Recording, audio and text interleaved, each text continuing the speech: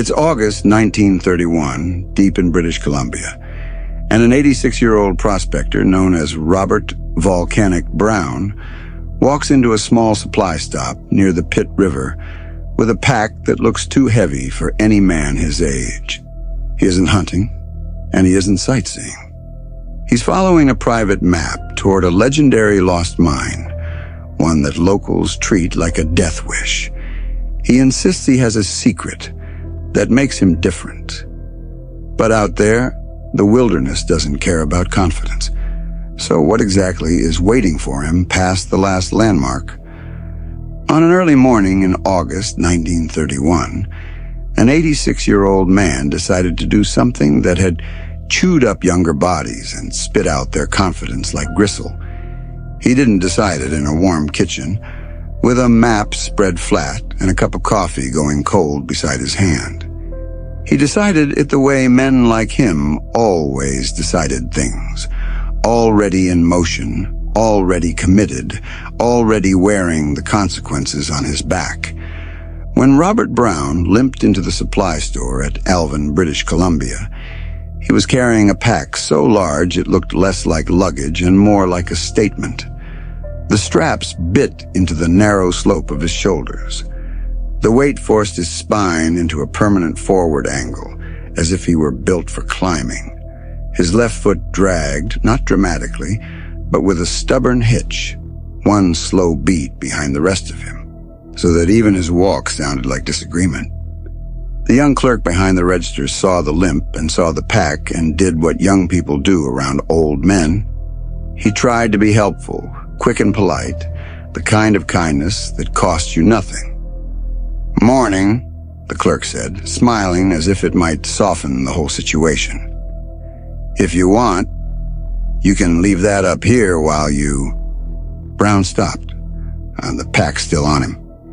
He didn't turn his whole body, just his eyes, and the eyes did all the turning that mattered. He wasn't tall. He wasn't broad. Up close, he looked almost punishingly thin, as if the wilderness had been slowly whittling him down for years. But his gaze had a tight, unblinking intensity that made the clerk feel like he'd spoken out of turn. "No," Brown said, and the word was final. "I can carry it." It wasn't the refusal itself that stung. It was what lived underneath it, an old, hot resentment. Brown knew exactly what he looked like to this kid. A brittle old prospector with a bad leg and too much ambition left in him.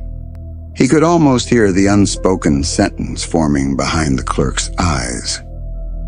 "Sir, you're going to hurt yourself." Brown hated that sentence, hated the way the world wanted to put him away gently, like a tool that had gone dull. He shifted his weight, careful, practiced, and then, as if he couldn't resist, he gave the clerk a grin. It wasn't friendly. It was a flash of triumph. And inside that grin was an absurd, brazen display. A mouthful of gold teeth, bright enough to look like something stolen from a statue. The clerk's smile collapsed into a startled blink, the kind you can't stop. The gold was too much, too proud, too deliberate. Brown saw the reaction and felt satisfaction settle in his chest like a coin dropping into a jar. That was what he wanted. Not pity, not caution, recognition. People didn't call him Robert much anymore, not in the way that mattered. For most of his life, he'd been Volcanic, a name he'd earned from the way he chased old theories of mineral wealth and from the mining town he'd once founded in the Boundary Country. The name sounded like a man who couldn't be easily dismissed. He moved past the counter with his pack still on, limping toward the back of the store. The building smelled of canvas, flour, gun oil, and pine dust. Brown took his time, not because he had time to spare, but because he wanted each movement to be his decision. He chose what he needed, like a man building an argument, cooking supplies, ammunition for a shotgun, a pen because he intended to write, and because writing meant control, A man who writes his own record leaves less room for other people to describe him as foolish. When he brought the items up to the counter, the clerk rang them through slowly, his brow tightening as he read the list. It didn't look like a weekend hunt. It didn't look like a short camp. It looked like someone trying to disappear on purpose. The clerk tried to keep his tone light. "You're heading up along the Pitt River?" Brown watched him with a quiet amusement. Alvin sat near the head of the Pitt Lake country, the place where people checked in and out of the backwoods, almost like ships passing through a narrow harbor. The Pitt River was the obvious route. It was the spine of that landscape. It was also the beginning of a lot of mistakes. "I'll start there," Brown said. He set his palm on the counter, close enough that the clerk could see how the knuckles had been thickened by decades of hard work. "But I'm not stopping there." The clerk hesitated, then asked the next question anyway. "Where then?" Brown leaned in, close enough that the clerk instinctively leaned back. His gold teeth caught the store light. "I'm going to follow the pit," Brown said, "and then I'll cut through the mountains. I'll come out toward Stave Lake."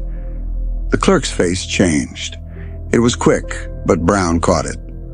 Most people in that region had heard the stories. Some treated them like campfire entertainment.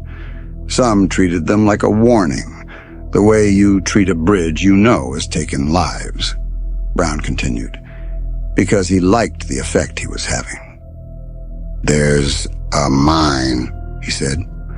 "A gold mine people talk about like it's a fairy tale. It isn't." The clerk's eyes widened before he could stop them.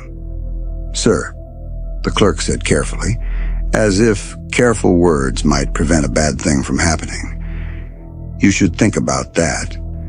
People come through here every year saying the same thing.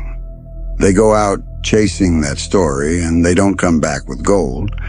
Some don't come back at all." He spoke faster as he gained momentum, telling Brown what he'd seen. Men with bright eyes and brand new boots. Men with partners and plans. Men who treated the wilderness like a puzzle instead of a living thing. The clerk said the route was brutal, that it was miles and miles of rough country, that at least 2 people had died trying to push through toward Stave. He didn't mean it as a lecture, he meant it as a plea. Brown let him talk until his fear ran out. Then Brown leaned across the counter again, as if they were sharing a secret too valuable to say out loud. "You don't understand," Brown said softly. His tone wasn't kind. It was intimate, the way a con man's tone can be intimate. "I'm different." The clerk stared. "I have something," Brown continued. "A secret. Something that'll get me there when the others couldn't." He didn't explain. He didn't need to. He knew how minds worked, how a blank space becomes an obsession if you place it in the right spot. "When I come back," Brown said, "I'll stop right here, and I'll put the gold down on this counter, just to prove it." He straightened, dropped cash on the counter without counting it twice, gathered his supplies, and swung the heavy pack back into place like he was locking himself into a harness. Before he left, he gave the clerk one more grin, one more flash of those ridiculous gold teeth, just to make sure the memory stuck. Then he limped out the door. A few hours later, Volcanic Brown was climbing along the rocky banks of the Pitt River, moving uphill with the water on his right and the dense, dark forest on his left. The river was wide enough to feel like a boundary rather than a feature, cold and constant and loud. The trees leaned in as if they were listening. He didn't cover much ground at first. Not the way a younger man would. 5 miles felt like a small victory, measured not in distance but in pain and breath. His left foot dragged. Every so often he had to stop and adjust the straps on his pack because the weight wanted to pull him sideways. as if the wilderness was already trying to knock him off his own course. But something in him, something that had been sharpened by decades of refusing to be told no, insisted that this was still normal. He had spent his life alone in places that made other men panic. He had eaten cold food and slept on wet ground and woken up to frost creeping along his blankets. A river this big, a forest this thick. These were familiar characters. He knew how to move in their presence. As the day wore on, the feeling of being cut off from civilization deepened. There was no gradual fade. It was like crossing a line. One moment the world had people in it, and the next it didn't. The forest had a way of doing that. Swallowing sound, swallowing footprints, swallowing the idea that help existed anywhere nearby. Volcanic Brown kept walking. Toward evening, as the trees thinned in places and the light opened up, he began to see the outline of mountains far ahead. They didn't rise like a single wall. They layered themselves, ridge behind ridge, like the spine of the earth turned outward. He stopped in a clearing near the Pitt River and eased the pack down with a slow exhale, as if letting go of a living burden. Then he took out his journal. It was worn, the cover softened by weather and handling. He flipped to the last page and studied it in the changing light. His lips tightened into something close to a smile. On that last page was a map. Not a clean, printed map like you'd buy in a city. This was hand-drawn, personal, imperfect. Lines and notes and landmarks, sketched in a way that made sense only to the person who'd created it. It was the thing he'd hinted at in Alvin. The thing he'd called his secret. He believed it would do what faith and luck had failed to do for so many others.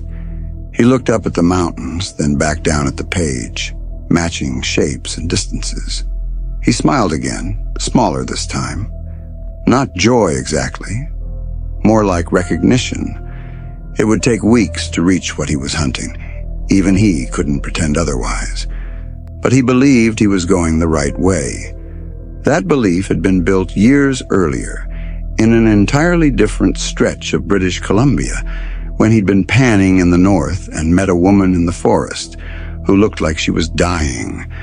He remembered her the way you remember a moment that changes your life. Not in perfect detail, but in fragments that refuse to fade. A figure near the trail, skin too pale, lips too dry, breathing shallow and wrong, eyes that kept drifting shut. Volcanic Brown had been alone, and he'd nearly walked past because the wilderness teaches you a cruel rule. You don't stop unless you have to. But something in him stopped anyway. He had carried herbs with him, the kind of rough medicine prospectors traded in camps, remedies passed around like superstition. He gave her what he had. Then, against practicality, against the quiet voice that told him he was wasting time, he stayed. Days went by. He made a shelter as best he could. He fed her water. He kept the worst of the cold off her. He waited out the fever. When she finally improved, when her eyes stopped looking through him and began to look at him, she didn't thank him the way people thank you in towns. She thanked him the way people thank you when gratitude feels like debt. She told him something she claimed her father had known through friendship with a man who lived half in rumor and half in fact, Slumach. The name had weight. Even then, it carried that strange electric charge legends carry. The way a simple word can make you feel like you stepped too close to a story that doesn't belong to you. She said Slumach would disappear into the wilderness for days and return carrying gold nuggets so large they were described like food, like chicken eggs. She said the lost mine near the Stave country wasn't a myth. It was real, not a fairy tale, not a drunkard's boast. She gave Volcanic Brown directions. Not precise, measured directions like a surveyor would give. Directions in the old way. Follow this water, then this ridge, then this shape in the mountains. The kind of directions that can only live in the mind or be trapped by a careful hand. Volcanic Brown wrote them down in his journal as she spoke. He asked questions. He repeated things back to make sure he heard correctly. He scribbled notes in the margins until his handwriting began to tilt with urgency. He turned those directions into a map later, drawing it the way he would draw a route to salvation. Before he left her, the woman warned him. She said Slumach had put a curse on the mine. She didn't dress it up. She didn't smile like she was telling a ghost story. She said it like she was sharing a danger. If anyone tried to reach that mine, she said, the forest itself would stop them. Volcanic Brown had not been afraid. Not then. He had lived long enough to know that the wilderness didn't need curses to kill people. It killed them just fine through weather, injury, and simple indifference. Still, the warning stayed with him. Now, beside the Pitt River in August 1931, he thought about that curse again. He didn't admit it as fear. He framed it as strategy. If the forest wanted to stop him, he would give it fewer chances. He decided he would spend as little time as possible in the trees. When he made camp, he would do it away from the tree line whenever he could, in open ground where he could see what approached. He didn't like the way dense forests narrowed your senses. He didn't like the way it made you feel that something could stand 10 feet away and be invisible. This expedition wasn't his first attempt either. 5 years earlier, he had tried to push through toward the same country and had been forced to turn back near the Stave area. The wilderness didn't beat him with some dramatic confrontation. It beat him with cold and time. He had made a mistake with his feet, a mistake that seemed small until it became impossible to ignore. The cold had gotten into him, quietly, steadily, until he realized the pain wasn't just pain. It was damage. The memory made his mouth tighten now. He didn't revisit it in full detail because the mind resists reliving certain kinds of suffering. But the aftermath lived in his body. 3 toes gone from his left foot. A limp that never fully left him. A drag in his step that made people in town think he was weak. It hadn't made him weak. It had made him furious. He set up his first camp that night near the Pitt River, keeping the trees at a distance. The air cooled quickly once the sun vanished behind the mountains. Darkness came down like a lid. He ate, adjusted his bedding, checked his shotgun, and tried to settle. Somewhere beyond the edge of his little open space, a twig snapped. Volcanic Brown sat up fast, instinct snapping awake as if he were young again. His hands found the shotgun without fumbling. He turned toward the sound, muscles tight, mind already building the shape of a bear in the dark. He waited. The forest gave him nothing. No heavy movement, no growl, no charging mass. Just stillness and the constant rush of the river. Minutes passed. His heartbeat slowed reluctantly. He told himself it was a rabbit, a small animal, something ordinary moving through the underbrush. He lowered the gun. He looked at his fire and considered leaving it burning through the night. Light made you feel less alone. Light made you feel like you could fight back. But then he felt foolish for considering it. Paranoid. He'd spent too many years in the wilderness to start behaving like a jittery amateur. So he put the fire out. Darkness swallowed him immediately. He crawled into his tent and slept. The next morning he rose with the sun, packed and moved on. Days became a grind. He walked until his body refused, then rested until it allowed him to walk again. Some days he managed a mile or two before exhaustion forced him to stop. Some days he did better, but always he dragged that left foot. Always he felt time pressing on him like weather. He grew thinner. The skin on his face tightened over bone. His hands looked more like tools than flesh, yet he didn't turn back. He followed the Pitt River down, then crossed through mountain country, following the logic of his map and the stubborn momentum of a man who had decided his last years would not be spent sitting still. After more than a month, he reached Stave Lake. The sight of it was both relief and warning.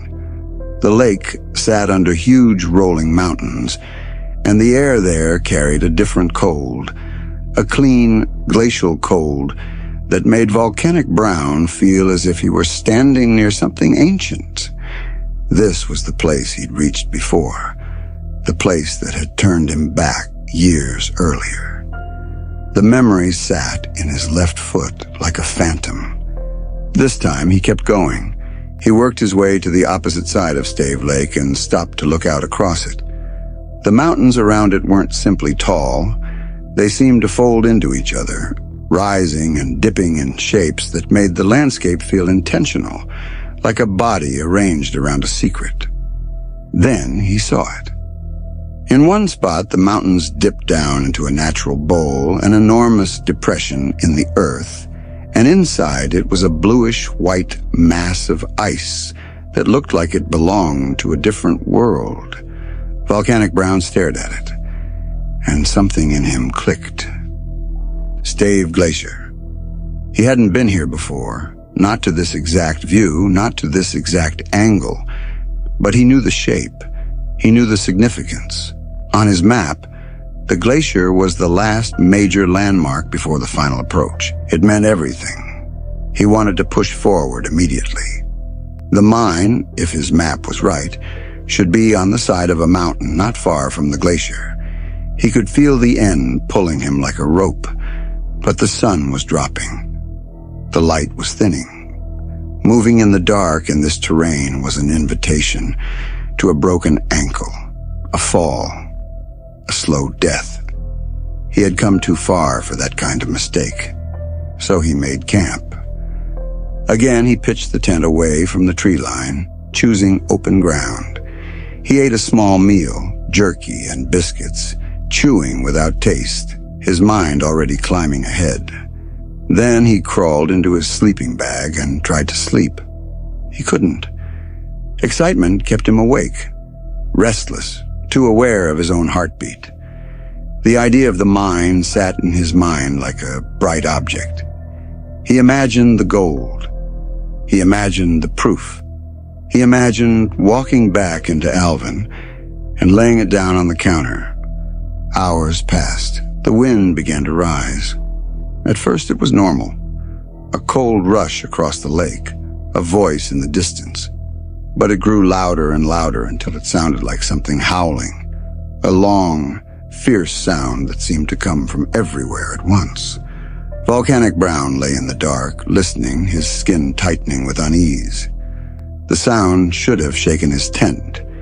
It should have made the fabric ripple. It should have pushed cold air under the seams. But the tent didn't move. The fabric above him was strangely still. That detail made his stomach harden. He sat up and looked closely, then reached for a match. His fingers were stiff with cold and fatigue, but he struck it and held the flame up. If the wind was real, the flame would flicker. It didn't.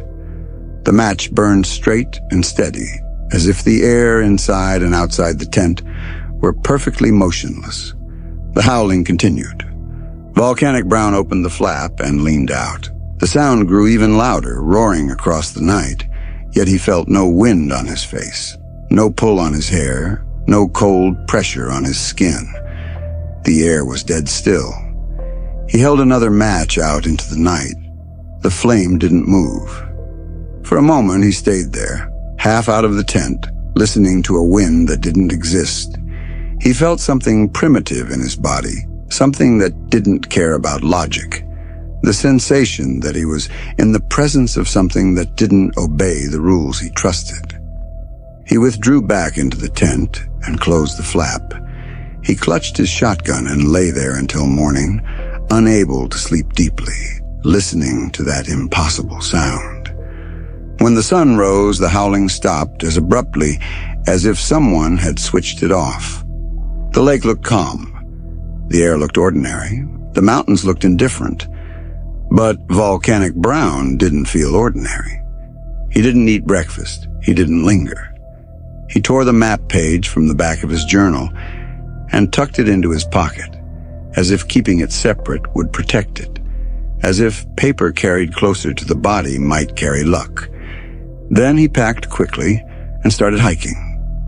He still felt unsettled by the night, but he forced his mind back onto the mine. He told himself success would wash away the unease. He told himself the curse story was just that, a story. He told himself he was the man who could do what others couldn't. He moved toward the glacier, then began climbing the mountain nearby, dragging his left foot over rock and dirt, stepping around trees and scrambling over boulders. And then he saw it, a dark hole in the side of the mountain. From a distance, it looked like the entrance to a cave, a shadow cut into stone. He couldn't see far inside. The darkness within seemed thicker than the daylight outside, as if the mountain held its own night. Volcanic Brown's breath hitched. His hands tightened on the straps of his pack. He moved toward it without hesitation. He reached the entrance. He stepped inside. 2 months later, on November the 2nd, 1931, the clerk in Alvin stood at the front window of his store and watched snow begin to fall. The first flakes were soft, almost pretty, but the sky had that look, low and heavy, that promised something worse. A blizzard was moving in. The clerk should have been thinking about supplies, about closing early, about who might get stranded. Instead, he couldn't stop thinking about the old man with the gold teeth. Volcanic Brown had promised he would return. He had promised proof. He had promised he'd put gold on the counter. But summer had slipped away. Weeks had become 2 months. No old man had limped back through the door. The clerk told himself maybe Brown had simply failed and gone home embarrassed. Then he imagined the limp, the age, the wild country beyond the pit, and he felt a bad, cold certainty settle in him. He grabbed his jacket, locked the store, and went to find the local game warden. He told him what he knew: the supplies, the destination, the claim, the promise. The warden listened, face tightening as the details came out. He knew that country. He knew what it did to people. A search was organized. 3 weeks later, a party of men, game warden George Stevenson, Constable Eugene Spud Murphy, and trappers Bill and Leroy McMartin, trudged through deep snow near Stave Lake, fighting weather that seemed determined to erase every trace of human presence. They were younger than Volcanic Brown, stronger, better equipped. It didn't make the work easy. It took them weeks to reach the lake, slowed by blizzard conditions and brutal terrain. And in all that time, they found nothing. No tracks, no discarded gear, no sign that an 86-year-old man had passed through. The longer they searched, the more the absence itself began to feel like evidence. Wilderness can hide a body. It can hide a trail. But when it hides everything, when it leaves nothing to hold on to, it starts to feel like a decision. Stevenson began to wonder if the search was pointless, if they were risking their own lives for a man already gone. Even the trappers, men who knew how to read small signs, had little to offer. Snow had smoothed the world into a blank page. Then Stevenson looked across the lake and saw the glacier at the far end. Near it, against all that white, something showed as a small, stubborn spot of color. He pointed. The men moved fast, half running through snow that grabbed at their knees. As they got closer, the shape resolved into a collapsed tent, crushed under accumulated snow. They shoveled it out, hands burning with cold. They pulled it upright as best they could and peered inside. Volcanic Brown wasn't there, but his things were. An empty sleeping bag, cooking supplies, a shotgun with ammunition, a journal. Stevenson picked up the journal and flipped through it. The pages were filled with notes, small, cramped handwriting that looked like it had been written in exhaustion and excitement. Then he reached the back and realized something that made him pause. The last page was missing. He looked again as if the paper might somehow be stuck, but it wasn't. The final sheet had been torn out cleanly. Then he saw something else on the tent floor, near the opening flap, placed close enough to be found immediately. A glass jar. Stevenson picked it up. The jar was cold in his hands. Frost rimed the outside. He held it up to the pale daylight and looked inside. And whatever he saw made him gasp. Volcanic Brown was never seen again. That was the tangible, brutal resolution the search had to accept. A camp recovered near the ice, gear recovered, journal recovered, and a man unrecovered.